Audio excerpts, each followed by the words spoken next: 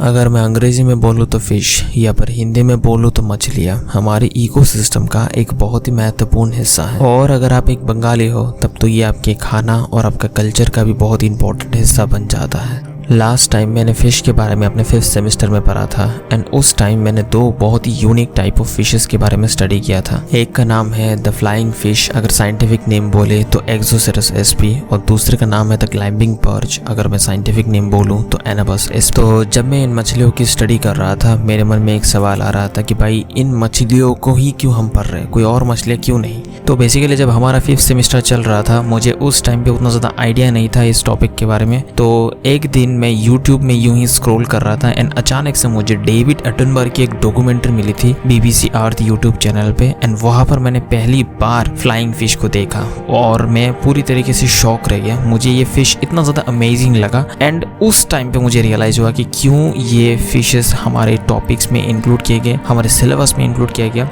और हम इसके बारे में इतना डिटेल में क्यों पढ़ाई कर रहे हैं। तो आप में से बहुत सारे लोग शायद डेविड एटनबर्ग के बारे में नहीं भी जानते हो, तो मैं आपको बता दूं कि David Attenborough is one of the most popular science historian, biologist and writer. इन्होंने हमें कई सारे एनिमल्स के साथ इंट्रोड्यूस करवाया एंड ये जो आप नेचर डॉक्यूमेंट्रीज देखते हो BBC अर्थ, नेटफ्लिक्स और नेशनल जियोग्राफिक चैनल पे, और इन्हीं डॉक्यूमेंट्रीज में जो इंग्लिश में वॉइस ओवर होता है वो और किसी का नहीं बल्कि डेविड एटनबर्ग जी का ही होता है। तो इसी दिन के बाद ही मेरे अंदर एक इच्छा जागी ये कि काश मुझे फिश को लेके कोई प्रोजेक्ट मिलता या फिर कोई काम मिलता जिसे करके मुझे बहुत मजा आता एंड फाइनली 6th सेमेस्टर में मुझे एक ऐसा प्रोजेक्ट मिल ही जाता है। तो बेसिकली 6th सेमेस्टर में हमें ये प्रोजेक्ट मिलता है कि हमें एक पर्टिकुलर फिश जो कि हमें असाइन किया जाएगा, हमें उसका एक न्यूट्रिएंट कंटेंट निकालना है और इसके बाद उसकी कुछ मॉर्फोलॉजिकल स्टडी करना है, सब कुछ मिला के एक प्रेजेंटेशन रेडी करना है और फिर कॉलेज में सबमिट करना है। देखो तुम में से कुछ लोग आकर अभी मुझे बोलेंगे कि भाई अगर तुझे ये सारी चीजें जानना ही है तो फिर थोड़े बहुत गूगल सर्च मार दे, तुझे आराम से सारी डिटेल्स मिल जाएगी। देखो मुझे पता है रिजल्ट हमारे पास पहले से ही है, बस मैं तो प्रोसेस को जानना चाहता हूँ, उस प्रोसेस को एंजॉय करना चाहता हूँ, इसलिए इसको थोड़ी बहुत इंटरेस्टिंग के साथ कर रहा हूँ। तो मुझे जो फिश असाइन किया जाता है वो है शिंग माछ, जो कि मैं बंगाली में बोल रहा हूँ लेकिन इसका साइंटिफिक नेम है हेटेरोपन्यूस्टिस फोसिलिस। तो अगर मैं इस मछली के बारे में थोड़ा बहुत डिस्कशन करूँ तो मैं आपको बताना चाहता हूँ कि एक बहुत ही जहरीला मछली है। इसके पास 2 वेनमस स्पाइन है इसके सिर के दोनों तरफ, 2 पेक्टोरल फिन्स के साथ ही, और ये मछली घटिया से भी घटिया एनवायरनमेंट में आराम से सर्वाइव कर सकता है बहुत देर तक, क्योंकि उनके पास मौजूद है एक्सेसरी रेस्पिरेटरी ऑर्गन्स। अगर मैं सिंपल भाषा में बोलूँ तो respiratory organs other than gills, most probably air sacs और लंग्स। और इन जैसे मछलियों को थोड़ी बहुत सावधानी के साथ हैंडल किया जाता है, क्योंकि अगर ये मछलियों ने एक बार काट दिया ना भाई तब तो तुम्हारे 12 बज के मानो। और अगर मैं इस फिश के न्यूट्रिएंट कंटेंट की बात करूं तो it has 0 carbohydrates just like any other fishes. और अगर मैं प्रोटीन कंटेंट की बात करूं तो महज 100 ग्राम मछली में आपको 17 से 20 ग्राम तो सिर्फ प्रोटीन मिल जाएंगे, जो कि बाकी मछलियों के मुकाबले बहुत ज्यादा। और इस मछली में तो विटामिन A और D भी पाई जाती है, जो कि बहुत अच्छी बात है। तो दोस्तों बहुत हो चुकी है ज्ञान की बातें, अब मैं आपको बताने जा रहा हूँ कि हम लोगों ने क्या क्या किया है कॉलेज ऑफ फिशरीज में जाके, और सारी चीजें आपको एक एक करके शेयर करेंगे। तो चलिए शुरू करते हैं।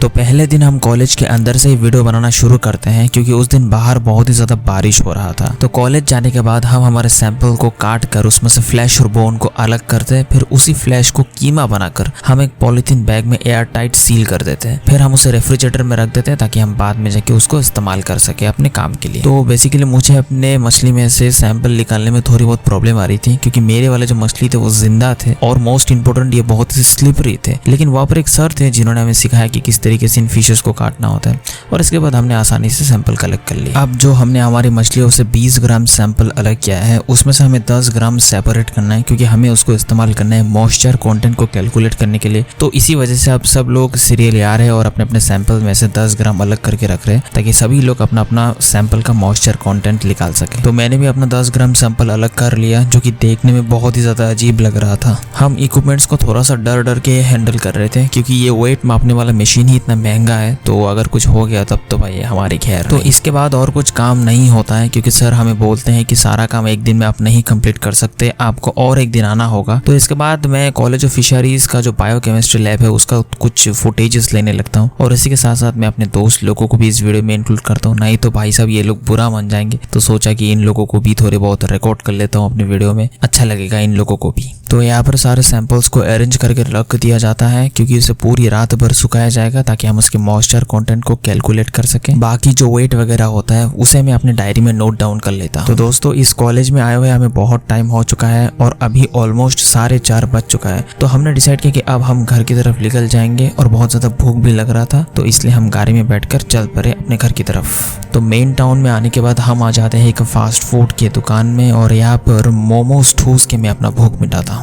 और इसी के साथ ही हमारा डे 1 यहाँ पर ही खत्म होता है।